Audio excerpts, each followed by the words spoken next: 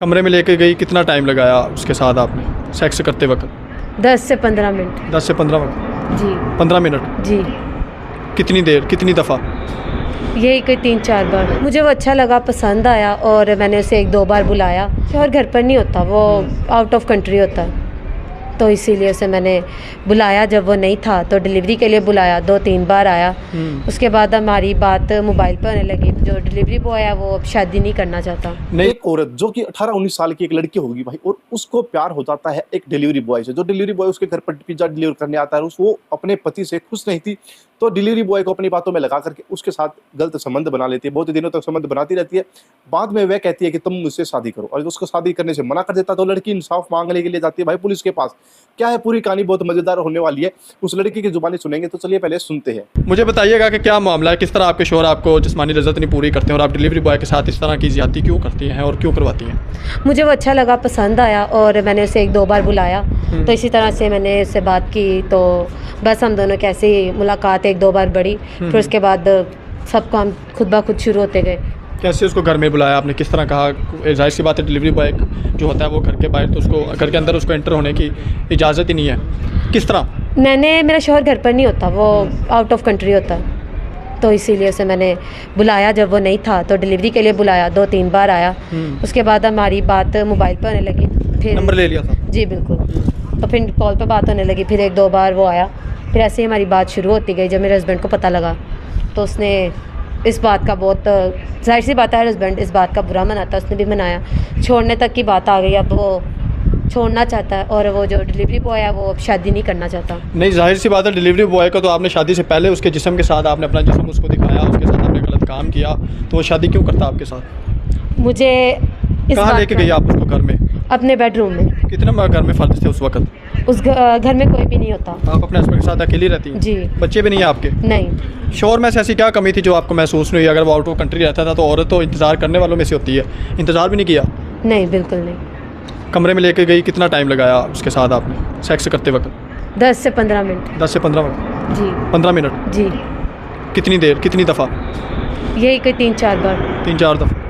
तो कितनी दफ़ा किया उसको, कितनी दफ़ा अपने घर बुलाया? मैंने उसे बहुत बार बुलाया।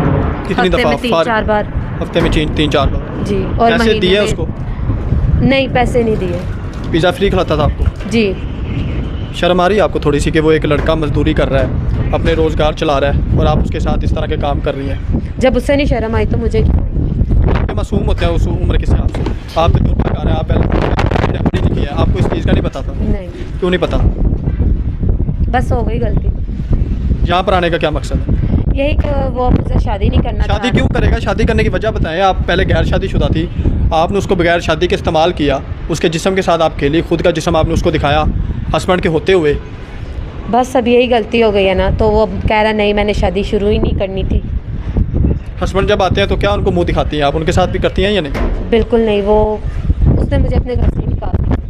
घर से दखल किया? जी। घर से निकालने नहीं कहना, ठीक है? वो आते हैं तो मैं उसको टाइम। अच्छा ठीक है। बोलो। जब वो आता है मैं उसे टाइम ही नहीं देती। क्यों नहीं टाइम देती? बस अब उस पर दिलचस्पी है, इस पर नहीं। डिलीवरी बॉय लड़का था, वो कितनी हाइट थी उसकी? आपसे थोड़ी लंबी थी, ज़्यादा थी? अच्छा, मोटा था या लड़का मोटा था या पतला? बस ठीक था, दुबला पतला ही था। दुबला पतला था? जी। 10 से 12 मिनट वो आपके साथ टाइम गुजारता था, आप पर टाइम लगाता था। घर में कितनी देर रहता था?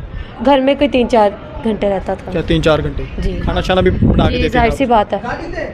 तो जब वो वापस जाता था, तो जब उसको पिज़्ज़े के पैसे नहीं मिलते तो वो आप आगे काउंटर पे पैसे नहीं देता था, तो आपको उसने कभी मैसेज किया हो कि पैसे दिया करो मुझे? नहीं, ऐसा उसने कुछ नहीं कहा। बड़ी आसानी से आप कह रही हैं आपने इतना बड़ा जुल्म किया, खुद के साथ भी, अपने हस्बैंड के साथ भी, अपनी आने वाली नस्ल के साथ भी, और उस लड़के के साथ भी, और ख़ुद के साथ भी।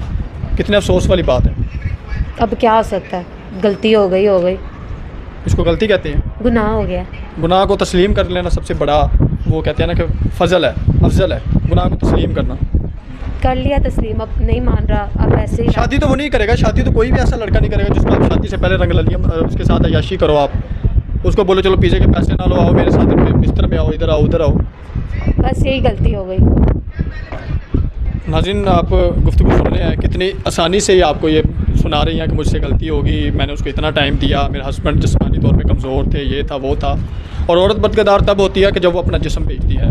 मर्द बदकिरदार तब होता है जब उस औरत के पास जाता है। कमेंट सेक्शन में बताइएगा इस कहानी को, इस औरत को, कि अब इनके लिए क्या अच्छा है और क्या बुरा है। फिल वक्त मुझे इजाज़त है और नई वीडियो में मिलते हैं। अल्लाह हाफ़िज़। तो भाई देखा आपने पाकिस्तान के अंदर रिश्ते कितने ज़्यादा ढीले हैं, नाजुक हैं।